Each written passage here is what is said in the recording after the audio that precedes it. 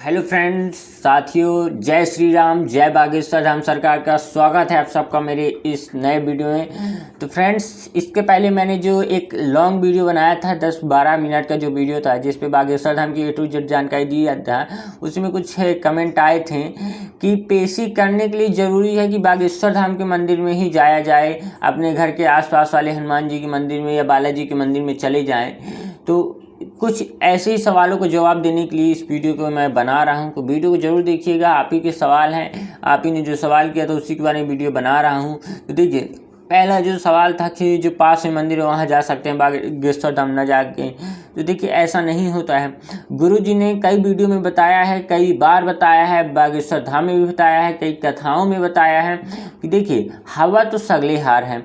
अगर हवा सगले हार है तो फिर साइकिल पंचर हो जाती है तो पंचर वाले की दुकान में ही हवा भरवाने क्यों जाना पड़ता है? गर्मी लगती है तो पंखा के नीचे ही क्यों बैठना पड़ता है? तो आप समझिए, अगर आप बागेश्वर धाम में अर्जी लगाए हैं तो आपको बागेश्वर धाम में ही जाना पड़ेगा पेशी करने के लिए, क्योंकि वहाँ विशेष तौर पर हनुमान जी की कृपा है, बालाजी की कृपा है, तो आपको पेशी करने भी वहीं जाना पड़ेगा। दूसरा सवाल था, अगर जिसके पास पैसा ना हो तो वो क्या करे? तो देखिए, बालाजी की एक बहुत अच्छी महिमा है, वहाँ के बागेश्वर धाम के बालाजी की एक बहुत अच्छी महिमा जो कि मेरे साथ सच में हुआ है, वो मैं आज आपसे बताने वाला हूँ। देखिए, कई बार मेरे पास खुद ऐसा होता था कि पेशी करने जाने का बहुत मन होता था, लेकिन पैसा नहीं होता था, व्यवस्था नहीं बन पाती थी जाने की। तो बालाजी कुछ ना कुछ ऐसा कर देते थे, कहीं ना कहीं से व्यवस्था कर देते थे। अगर मेरा पेशी करने जाने का मूड है तो मैं पेशी करके ही रहता था, कहीं ना कहीं से व्यवस्था पैसों की हो ही जाती थी, इंतजाम हो ही जाती थी। क्योंकि देखिए, मैं हूँ सतना जिला का, MP में छतरपुर के पहले सतना पड़ता है। मैं सतना जिला का हूँ, यहाँ से बागेश्वर धाम 150 किलोमीटर है। अब बस से जाने में, ट्रेन यहाँ से जाती नहीं है बागेश्वर धाम के लिए, बस से जाने में थोड़ी असुविधा ये हो जाती है कि बस रात में पहुँचाती है, फिर वहाँ दिक्कत हो जाती है। और फिर जो हम पर्चा वाले हैं तो हम पेशी करके जब निकलते हैं तो हमारे लिए ये दिक्कत हो जाती है कि फिर हम पर्चा में पेशी चढ़वाने के लिए रात शाम हो जाती है, फिर बस मिलना, फिर यहाँ आधी रात में पहुँचना, फिर हमारे सतना से रामपुर के लिए बस मिलना थोड़ा दिक्कत हो जाती है। तो हमारी कार है तो हम अपनी कार से ही जाते हैं। अब कार से जाते हैं तो 5,000 का खर्चा एक बार में बैठता है। तो कई बार मेरे साथ ऐसा हुआ है कि व्यवस्था नहीं हो पाती थी, मन निराश हो जाता था कि लगता है न जा पाएंगे। कई एक बार तो मेरी पूरी प्लानिंग बन गई कि मैं बस से जाऊंगा बागेश्वर धाम में पेशी करने। पूरी तैयारी बनी, सोचे कि अब जाएंगे सतना, जो भी बस मिलेगी बागेश्वर धाम में बैठ जाएंगे, आगे जो होगा तो देखा जाएगा। फिर अचानक से व्यवस्था बनी, जाते जाते मैंने कार निकाल ली, कार से चला गया। तो देखिए, जिसको पेशी करना है, जिसका पूरा मन है कि मुझे बागेश्वर धाम जाना है पेशी करने, बालाजी उसकी व्यवस्था कहीं ना कहीं से किसी न किसी प्रकार बनाते ही बनाते हैं। आप बिल्कुल भी परेशान न होइए कि पैसा नहीं हो रहा, आप अपना मन साफ कीजिए। देखिए, बालाजी उसी की मदद करते हैं जिसका मन साफ है, दूसरे के प्रति कुछ गलत सोच, गलत सद्भावना नहीं है, दूसरे का बुरा नहीं करना चाहता है, उसी की बालाजी मदद करते हैं। सबसे पहले आप अपने मन से ये विचार हटा दीजिए कि हमारा पड़ोसी क्यों बढ़ रहा है, पर हमारे पड़ोसी के यहाँ क्यों ये आ रहा है, हमारे पड़ोसी के यहाँ क्यों वो आ रहा है, हमारा पड़ोसी कार कहाँ से ले आया, बाइक कहाँ से। आपको ये मन से भाव हटाना है, आपको ये सोचना है आप भी लाइए, उसके खुशी से आपको दुखी नहीं होना है, ठीक है ना। आप अपने पड़ोसी से, अपने परिवार से, जो भी है आपका आजू बाजू वाला, उससे पहले तो मतलब रखना छोड़िए। ये नहीं कि बोलचाल बंद कीजिए, बोलचाल करते रहिए, बोलिए चलिए सब ठीक है, लेकिन वो क्या करता है क्या नहीं करता, कोई आया उसके यहाँ तो देखो कौन आया, क्या बात चल रही, सुनना, कान लगा कि ये सब छोड़ दीजिए। ऐसा करेंगे तो कुछ सक्सेस नहीं मिलने वाली है, मैंने देखा है, इसलिए मैं बता रहा हूँ कि बालाजी ऐसे लोगों को कृपा नहीं करते हैं। तो सबसे पहले तो आप अपने पड़ोसी से मतलब रखना छोड़िए, बातचीत करिए, आइए जाइए, घूमिए भागिए, सब ठीक है, लेकिन वो क्या करता है क्या नहीं करता इससे आपको कोई मतलब, कोई लेना देना नहीं होना चाहिए। आप अपने काम में बिजी होइए, आप ये सोचिए कि मैं ये कहाँ से करूँ, मैं ये कैसे करूँ, है ना, तब आपकी बालाजी मदद करेंगे।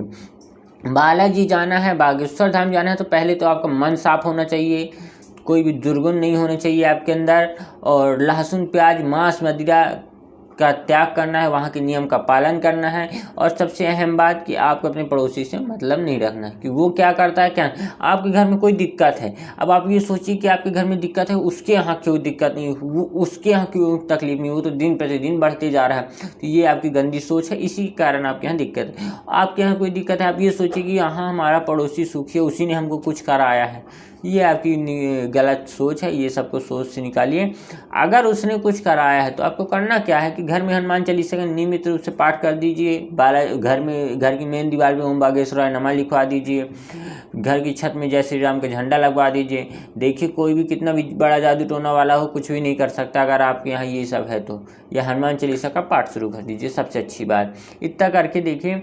और एक दो और सवाल थे जो कि अभी मुझे याद नहीं है, अगर कुछ छूट रहा है तो आप इसी वीडियो में कमेंट करके बताइए, या और भी वीडियो में कमेंट करके बताइए तो मैं आपको बता दूंगा, उसकी वीडियो बना दूंगा या तो कमेंट में ही रिप्लाई दे दूंगा। और हाँ, एक ये कि कई लोग बोलते हैं बागेश्वर धाम का नंबर दे दीजिए। तो देखिए बागेश्वर धाम का जो नंबर है वो कभी लगता है नहीं। बागेश्वर धाम वाले नंबर कभी फ़ोन उठाते ही नहीं। वहाँ के जो कर्मचारी हैं, तो आप अगर आए हैं बागेश्वर धाम आते हैं तो आपको अनुभव होगा ही कि वहाँ के सेवादार कितने अच्छे हैं। वहाँ के सेवादार बहुत अच्छे हैं। अब जितने अच्छे हैं वो आपको पता है, अगर आप आ रहे हैं तो आते हैं और देख के गए हैं। तो जो लोग नहीं आए तो वो तो समझ जाएं, बात ही से समझ जाएंगे कितने अच्छे हैं। बाकी जो लोग आ रहे हैं तो उनको तो पता होगा कि बागेश्वर धाम के जो सेवादार हैं वो कितने अच्छे हैं कितने अच्छे नहीं हैं। वो तो गुरु जी से भी बड़े अपने आप को गुरु जी मानते हैं। तो वहाँ के सेवादार तो ऐसे ही हैं। देखिए तो वहाँ का नंबर कभी लगता नहीं। और वहाँ का नंबर अगर आपको चाहिए तो आप गुरुजी जब कहीं जाते हैं तो लाइव तो चलती है उनकी कथा, तो उनकी कथा में जाके देखिए, नंबर दिया रहता है, कॉल कर लीजिए। मैं उनका नंबर नहीं दे पाऊँगा क्योंकि मुझे भी देखना पड़ेगा, फिर मैं डालूँ नंबर। इससे अच्छा आप खुद देख लीजिए। और अगर आपको गुरु दीक्षा लेनी है उस विषय में आपको वीडियो चाहिए कि गुरु दीक्षा लेने में क्या क्या सामान लगता है, क्या क्या नहीं लगता है, तो आप उसके बारे में बताइए। अगर लेना है तो मेरे पास सामान की लिस्ट है, तो मैं वीडियो बना दूंगा और अपनी व्हाट्सएप ग्रुप में डाल दूंगा। व्हाट्सएप ग्रुप में जुड़ने के लिए हमारे चैनल के अबाउट में जाके आप देखिएगा, लिंक दी हुई है, उसको लिंक को टच कीजिएगा और ज्वाइन का बटन आएगा तो ज्वाइन दबा दीजिए, ज्वाइन हो जाए। नहीं होते तो हमारा नंबर है, हम ज़्यादा कहेंगे तो आप दे देंगे, नहीं तो पुरानी वीडियो में नंबर है, तो उस नंबर पर आप मैसेज करिए हाय का, अपने आप आपके पास एक लिंक आएगी और लिंक को टच करेंगे तो आप ग्रुप में ऐड हो जाएंगे।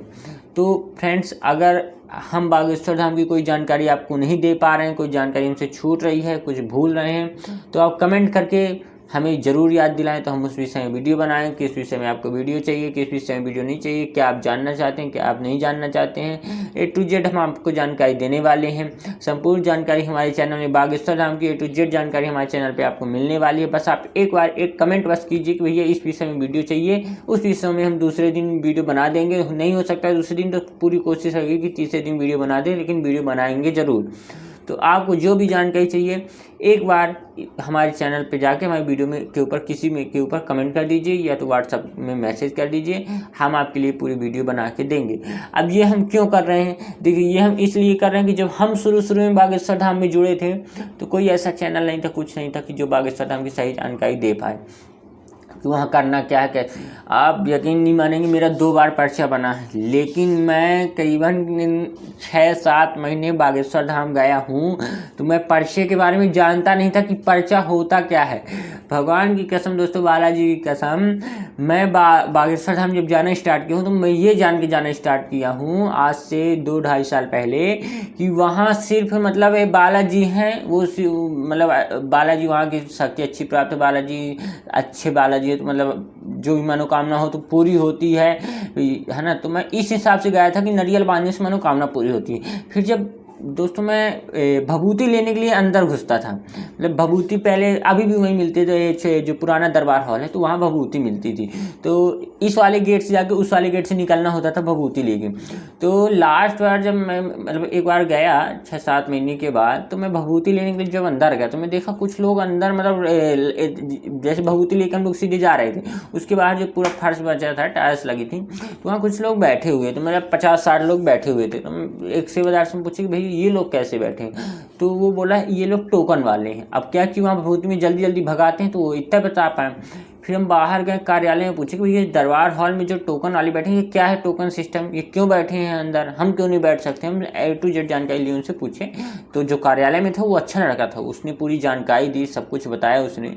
देखिए भैया यहाँ एक टोकन सिस्टम होता है, टोकन डालो, अगर आपका नाम आया है तो आपको अंदर बैठने को मिलेगा। गुरुजी आपका पर्चा बनाएंगे जिसपे वो बिना आपको बताए आपकी समस्या लिख देंगे। क्या पहले गुरुजी इतनी कथा भी नहीं करते थे, और करते भी रहे होंगे तो मैं देखता नहीं था इतना, है ना। मैं बालाजी के नाम से वहाँ जाना स्टार्ट किया था, इसीलिए तो मेरा पर्चा बना। मैं गुरुजी के नाम से जाना ही नहीं शुरू किया, मैं बालाजी के नाम से जाना स्टार्ट किया और उनके दर्शन, और जब जब जाता है कि एक नारियल बांध देता, और मेरी भाव ही नहीं कि कभी मेरा पर्चा बने।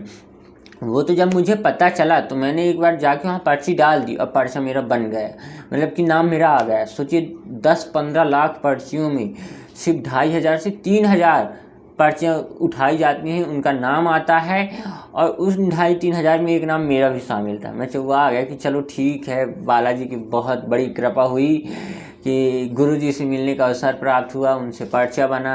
और पर्चा बना तो बताएं तो पूरा सही, जो भी था सब कुछ सही बताएं। फिर उसके बाद दोबारा पर्चा डालने का, मतलब टोकन डालने का नंबर आया। जब मेरा नंबर आया उसके 1 महीने बाद कि दोबारा पर्ची डाल देगी, हम कहे चलो एक बार और अपनी किस्मत आजमाते, एक बार और ट्राई करते हैं। तो उस बार क्या था कि जब दोबारा मुझे जाना था, तो जब मैं पहली बार जाता था तो बाइक से जाता था, तो अकेले गया था, तो डाल के आ गया था। फिर मेरा नाम आ गया था, यूट्यूब में लिस्ट आ गई थी, तो मैं देख लिया था, फ़ोन भी आया था। फिर जब मुझे दोबारा जाना था तो मेरे पास कार आ गई थी, तो मैं कार से सबको लेके गया, पूरे परिवार, मतलब मम्मी पापा भाई बहन सबको लेके गया वहाँ, और सब लोग ने लिख के अपना डाला नाम, अपना अपना नाम डाला। यहाँ तक कि उनका हमारे जो परिवार हैं, हमारे जो चाचा हैं, बड़े पापा हैं, है ना, उनके जो मतलब पूरे परिवार के लोग हैं, उन सब की चिट्ठी, मतलब पर्ची हमने डाली। अपने रिश्तेदारों की डाली, अपनी बुआ फूफा मामा के लड़के मामी, सबके हम लोगों ने पर्ची डाली कि भगवान कहे कि हर एक घर से एक परिवार का तो नाम आ ही जाए। कहे कि दिक्कत तो आज की डेट में सबको बनी है, अब सबकी दिक्कत हम दूर नहीं कर सकते, लेकिन जिसका पता है उनकी कोशिश किए थे, तो सबकी पर्ची हमने डाली। और जब लिस्ट आई तो पहली लिस्ट आई किसी का नाम नहीं आया, दूसरी लिस्ट आई किसी का नाम नहीं आया, तीसरी लिस्ट आई चौथी लिस्ट में मेरा नाम फिर से आ गया। अचिंत्य, मैं तो देख के दंग रहा कि चलो दोबारा भी किस्मत साथ दी, मतलब बालाजी की मेरे ऊपर कृपा ज़्यादा हुई। अब जब दूसरी बार मेरा नाम आया तो हमारे यहाँ के कुछ हैं, कुछ लोग हैं तो जो आ गए कि ये तो पूजा पाठ भी नहीं करता, इसका नाम कैसे आ गया, इसकी मतलब गुरुजी की कृपा इसको कैसे प्राप्त हो रही, बार बार इसका नाम आया जा रहा है। हमारे घर में इतनी पूजा होती, इतना पाठ होता, हम लोग इतनी पूजा करते हैं, हमारे लड़के लड़के इतना पूजा करते हैं, तो फिर भी उनका नाम नहीं आया। तो लोगों की सोच ऐसी थी कि ये लड़का तो कहीं पूजा नहीं करता, है ना, और तो इसका नाम कैसे आया। मेरी सोच ये थी कि देखिए, मैं पूजा पहले कभी नहीं, मतलब करता था, ऐसा नहीं कि रोज़ करता था, जिस दिन मन किया तो कर लिया पूजा, हफ्ते में 1 दिन या 2 दिन पूजा कर लिया। और पता नहीं, मैं शुरू से ही, मैं अब तो मेरा ग्रेजुएशन चल रहा है, मैं शुरू से ही जब मैं जानने लायक हुआ था, मतलब तीसरी या चौथी में पढ़ता था शायद तब से ही मैं पूजा तो करता था। मैं चंदन एक हमेशा लगाता था हनुमान जी का। अब थोड़ा इस समय लगाना बंद किया हूँ, क्योंकि ब्रह्मचारियों को चंदन वो वाला लगाया जाता है, जो कि मतलब सारे नियमों का पालन करे, तो वो वाला लगाना बंद कर दिया हनुमान जी। तो मैं चंदन हमेशा लगाता था, वो नहीं तो लाल तो हमेशा लगाता था छोटे से।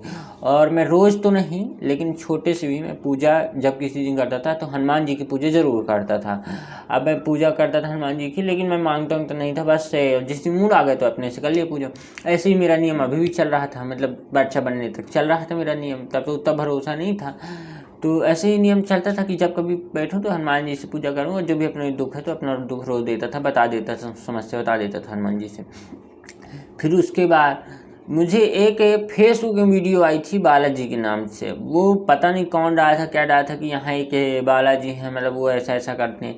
फिर उस समय हमारे घर की स्थिति थोड़ा बहुत ज़्यादा ख़राब थी, बहन की तबीयत बहुत ज़्यादा ख़राब थी, तो हम जाना स्टार्ट किया। जाना कैसे स्टार्ट किए, 1-2 दिन पहले हम वीडियो देखें, और 1 ही 2 दिन पहले हम वीडियो देखें, और 1 ही 2 दिन पहले हमको एक फ़ोन में, मतलब हमारे करीबी थे, उन्होंने वहाँ के बारे में बताया। फिर 2-3 दिन बाद हमारी 3 बजे रात नींद खुली कि आज हमको बागेश्वर धाम जाना है। हम कभी भी इतनी दूर, मैं कभी इतनी दूर बाइक से गया ही नहीं था अपनी लाइफ में। मैं यहाँ से सतना या रीवा गया था, जो कि हमारे यहाँ से 25 से 30 किलोमीटर की दूरी है, इतना बाइक से गया था। मैं 150 किलोमीटर की यात्रा बाइक से अकेले कभी नहीं किया था। उसी दिन मेरा मूड बना कि आज मुझे जाना है बागेश्वर धाम। उठाया, नहाया धोया, उठाया गाड़ी, हेलमेट लिया, डॉक्यूमेंट लिया, RC लाइसेंस और चला गया। फिर उस दिन से मैं हर महीने या 2 महीने, मतलब जब मन पड़ता सुबह उठता चल देता गाड़ी लेके, किसी से पूछना बताना कुछ नहीं, जो करता हूँ मैं अपने लिए करता हूँ, किसी से पूछता बताता नहीं, मैं किसी को उससे चलता हूँ, मैं अपने उसी से चलता हूँ। जो मुझे करना है वो मतलब करना है, किसी से पूछ के बता के नहीं। एक बार घर में जाते समय मैं बता देता था कि मैं यहाँ जा रहा हूँ, शाम तक आ जाऊँगा, तो मैं जाने लगा बागेश्वर धाम। हर बार जाता वहाँ नारियल लेता 10 रुपये, मतलब 20-30 रुपये की जो नारियल लेता और जाके नारियल वहाँ बांध देता। बोलता कि बालाजी मेरी बहन की तबीयत ठीक हो जाए, मेरी मनोकामना पूरी हो। मैं पर्चा के बारे में कुछ भी जानता ही नहीं था कि पर्चा बनता है, कि कैसे बनता है, कि कब बनता है, कि कहाँ बनता है, कौन बनाता है, मैं ये सब जानता ही नहीं था। पर मैं बताया ना कि मैं जैसे देखा वैसे पूछा, पर्ची डाला, मेरा नाम आ गया। नाम आने के बाद मेरे साथ इतने अच्छी चीज़ें हुई हैं फ्रेंड्स, इतनी अच्छी कि मैं बता नहीं सकता। अब पहले तो यही कि सोचिए, लोग बाग बोलने लगे कि हम तो इतनी पूजा करते हैं, हमारे लड़के इतने पूजा करते हैं, उसका नाम नहीं है, उसका नंबर नहीं है, इनका नंबर आ गया। अब हमें ये था, पहले हमने लहसुन प्याज, जब हमारा पहला पर्चा बना तो हम लहसुन प्याज नहीं छोड़े थे, लेकिन पर्चा बनने के तत्काल बाद हमने छोड़ दिया था। पर्चा बनने के पहले नहीं छोड़ा था, तब हमें पता ही नहीं था कि लहसुन प्याज छोड़ा जाता है। जैसे ही पता चला पर्चा बनने का, जो नियम पता चला, सब कुछ हमने त्यागा, पूजा पाठ में जुड़े, हनुमान जी बालाजी की पूजा करने लगे। और जैसे जैसे पूजा करने लगे तो मेरे साथ बहुत सारे चमत्कार हुए, एक नहीं अनेक चमत्कार हुआ है। सबसे बड़ा चमत्कार तो आप सबको अगर मैं बताऊं तो मेरे पिताजी का एक्सीडेंट हुआ था, और उस एक्सीडेंट में उनकी इतनी गंदी कंडीशन थी, इतनी गंदी सिचुएशन थी कि हमारे यहाँ पास में रीवा है, तो क्या था कि हम नहीं थे यहाँ। हमारे पापा का एक्सीडेंट यहाँ सतना जिला के रामपुर बघेलान में हुआ, हम थे जबलपुर में। तो यहाँ एक्सीडेंट हुआ, फिर हमारे सोचिए कि मतलब कोई पापा को हमारे उठाने वाला नहीं था। वो जहाँ थे वहाँ सन्नाटा रोड में थे, तो वहाँ आते जाते नेशनल हाईवे था, तो वो पड़ी थी, कोई देखने वाला नहीं था। एन मौके में हमारे पापा के एक मित्र ने उनको फ़ोन किया, उनका फ़ोन किसी और ने उठाया। अब जिसने फ़ोन उठाया वो तो था, मान लीजिए अच्छा खासा इंसान नहीं था, लेकिन उसने एक हेल्प जरूर कर दी कि उसने बता दिया कि कहाँ पास एक्सीडेंट हुआ, कहाँ पड़े हैं। फिर वो हमारे पापा के मित्र गए, उनको एम्बुलेंस बुलाई, उनको लेके गए यहाँ लोकल के जो सरकारी हॉस्पिटल, यहाँ से फिर रेफ़र किया गया रीवा में लेके गए। वहाँ तो कुछ इलाज नहीं हुआ, इतनी गंदी कंडीशन की लग रहा था बचेंगे नहीं। 1-2 मिनट के लिए सांस रुक जाती, इतना तड़प रहे थे, मेन माइंड के अंदर चोट आ गई थी। लेकिन उसके बाद हम फिर उनको लेके गए अपने एक रीवा के प्राइवेट हॉस्पिटल, उसका नाम तो नहीं लूँगा, अगर रीवा सतना वाले देख रहे हैं तो यही कहूँगा कि रीवा सतना जबलपुर में कहीं भी प्राइवेट हॉस्पिटल में ना जाके सीधे नागपुर जाइए। फिर हम उनको रीवा के प्राइवेट हॉस्पिटल में लेके गए, वहाँ हम अपने पापा को 4 दिन रखे। 4 दिन में वहाँ 1.5 लाख रुपए लग गया और आराम 1% नहीं आया। और डॉक्टर क्या बोल रहे हैं, डॉक्टर बोल रहे हैं कि छुट्टी के बारे में मत सोचिए, अभी 3-4 महीने, मतलब अभी तो इनका होश में आना वो है, कोमा में चले गए हैं, आगे होश में आ जाए तब देखा जाएगा, अभी तो कुछ नहीं कहा जा सकता, अभी चांस बहुत कम है इनके बचने के। लेकिन बालाजी की एक ऐसी कृपा हुई फ्रेंड, फिर मैं एक दिन घर आया, मैं मतलब कि एक रात गवर्नमेंट हॉस्पिटल में था, 4 दिन प्राइवेट हॉस्पिटल में था। फिर मैं एक दिन आया घर, मुझे वहीं से था कि मुझे घर जाके एक बार बालाजी की पूजा करनी है, वो मुझे रास्ता दिखाएंगे। मैं आया, बालाजी की पूजा किया। मैं सुबह ही आया, जल्दी से नहा धो के बालाजी की पूजा में बैठा, हनुमान चालीसा पढ़ा और पूजा किया। और यकीन मानिए, मैं पूजा किया तो मेरे मन में आया कि पापा को मुझे अपने नागपुर महाराष्ट्र ले जाना चाहिए, वहाँ इलाज अच्छा होता है। और मैं सोचा कि यहाँ मुझे नागपुर ले जाना है, और मेरे मन में ये भी आया कि नागपुर ले जाऊँगा, 3 दिन के अंदर मेरे पिताजी को होश आ ही जाएगा। मेरे मन में आया, पूरी एकदम सत्य बात बता रहा हूँ। अगर आप बालाजी को भरोसा नहीं करते तो आज की पूरी वीडियो देखिएगा, वीडियो तो बहुत लंबी हो रही लेकिन देखिएगा। तो मेरे मन में आया, मैं यहाँ से तुरंत गया, तुरंत रेफ़र बनवाया, छुट्टी करवाया, वहाँ से एम्बुलेंस बुक कराया। एम्बुलेंस बुक कराने के बाद मैं उनको नागपुर लेके गया। यहाँ तो बोल रहे थे बचेंगे नहीं, सीरियस बहुत कंडीशन में बचने के वो हैं, छुट्टी की तो सोचना। वहाँ लेके गया, वहाँ मैं सिम्स हॉस्पिटल में गया, ब्रेन की अच्छी हॉस्पिटल है, और नागपुर की सबसे अच्छी उनको लिए है जो मतलब मिडिल क्लास फैमिली की, जैसे हम लोग। सबसे सस्ती हॉस्पिटल है, जो हमारे रीवा सतना में पैसा लगा उससे आधा वहाँ पैसा लगा, वो भी वहाँ 1 महीने भर्ती थी फिर भी। तो 3 दिन में उनको होश। वहाँ डॉक्टर जैसे ही ले गए तो डॉक्टर बोला कोई घबराने की बात नहीं, नॉर्मल है, 3 हफ्ते में छुट्टी मिल जाएगी। 3 हफ्ते की जगह 4 हफ्ते लग गए। लेकिन ऐसे मेरे पापा ठीक हुए जिनकी मतलब कंडीशन ऐसी थी कि वो बच जाएँ, ये कंडीशन थी कि वो बच जाएँ, मतलब बचने की संभावना नहीं थी उनको। मैं सोचिए कि लेके एम्बुलेंस में गया था, बेहोशी हालत में, वेंटिलेटर में लेके मैं ट्रेन में आया था चलाते। हॉस्पिटल से पापा को चौथी मंजिल से लिफ्ट में नीचे लेके आए, नीचे से ओला करके हम लोग रेलवे स्टेशन आए। रेलवे स्टेशन में पूरा प्लेटफॉर्म पार कराया पैदल पैदल पैदल पार कराने के बाद ट्रेन में हमारे पापा बैठे बैठे आए। फिर वहाँ से हम लोग रीवा उतरे। रीवा में प्लेटफॉर्म नंबर 2 या 3 से प्लेटफॉर्म नंबर 1 में पापा चलते हुए आए, सोचिए। और जब मैं मतलब पूजा से उठा था अपने, जब मुझे नागपुर जाने का आभास हुआ तो मैं पूजा से उठा। तो पूजा से उठने के बाद मैं मम्मी को कसम दे के गया था, गारंटी दे के गया था कि मम्मी मेरे ऊपर नहीं तो बालाजी के ऊपर भरोसा रखना, मैं पापा को ट्रेन में और चलाते लेके आऊँगा। और मैं लेके आया, इतना भरोसा था मुझे बालाजी के। मैंने बालाजी से कह दिया था कि बालाजी मैं आपकी पूजा निस्वार्थ करता हूँ, अगर कुछ हुआ तो फिर आपकी जिम्मेदारी है। तो मैं गुस्से वाला ही बहुत हूँ, मुझे गुस्सा ही बहुत आती है। तो मैंने उनसे बोल दिया था कि देखिए मैं पूजा निस्वार्थ करता हूँ, अगर मेरे पिताजी को कुछ हुआ, मेरे ऊपर से बाप का हाथ हटा, दोबारा कभी पलट के नहीं देखूँगा। बोला था कि मुझे आप पर भरोसा है। और मैं रोज़ आईसीयू में थे, मेरे पापा आईसीयू में जाने नहीं देते हैं। आईसीयू में 4 से 5 जाने देते हैं, या फिर जब दवाई मंगाओ तो दवाई लेके मैं रोज़ जाता। अब बालाजी का नाम लेके, ओम बागेश्वराय नमः का नाम लेके उनके सिर में हाथ फेरता। रोज़ मेरा ये नियम था कि मैं सुबह शाम उनके सिर में जाके बालाजी के नाम लेके, हनुमान जी के नाम लेके हाथ फेरता था। और बहुत आराम लगा, बहुत जल्दी रिकवर हुई। डॉक्टर खुद से वो आ गए कि इतनी जल्दी रिकवर, डॉक्टर शॉर्ट थी, ये इतनी जल्दी चलने फिरने कैसे लगे। तो मेरे साथ तो देखिए बहुत सारे चमत्कार हुए। इसीलिए बोलता हूँ बालाजी के ऊपर भरोसा रखिए। बालाजी जो हैं तो कुछ भी कर सकते हैं, उनकी शक्ति अपार है, कुछ भी कर सकते हैं, कभी भी कर सकते हैं, कहीं भी कर सकते हैं। तो उनके ऊपर विश्वास रखिए। और बहुत सारे चमत्कार हुए। लेकिन अब ये वीडियो थोड़ा लंबा बहुत ज़्यादा हो गया है, 21-22 मिनट 25-24 मिनट का ना हो जाए कहीं। तो अब आज की वीडियो में इतना ही करते हैं। अगर आपको ये कहानी सुनना है कि मेरे साथ क्या चमत्कार हुए हैं तो आप कमेंट करके बताइएगा। मैं इस विषय में एक अच्छा खासा वीडियो बनाऊंगा कि क्या क्या मेरे साथ हुआ बदलाव बागेश्वर धाम से जुड़ने के बाद। अगर आपको ये जानना है कि मेरे साथ बागेश्वर धाम से जुड़ने के बाद क्या क्या हुआ, मेरी लाइफ में क्या क्या बदलाव हुए, A to Z जानकारी दूंगा। पूरा अच्छा खासा वीडियो बना के आपको बताने वाला हूँ। तो कमेंट जरूर कीजिएगा अगर आपको जानना है तो। अब आज की वीडियो में इतना ही, क्योंकि वीडियो बहुत लंबा हो चुका है, फिर वीडियो देखेंगे नहीं आप लोग। तो बस आज की वीडियो में इतना ही करते हैं। जय श्री राम, जय बागेश्वर धाम सरकार।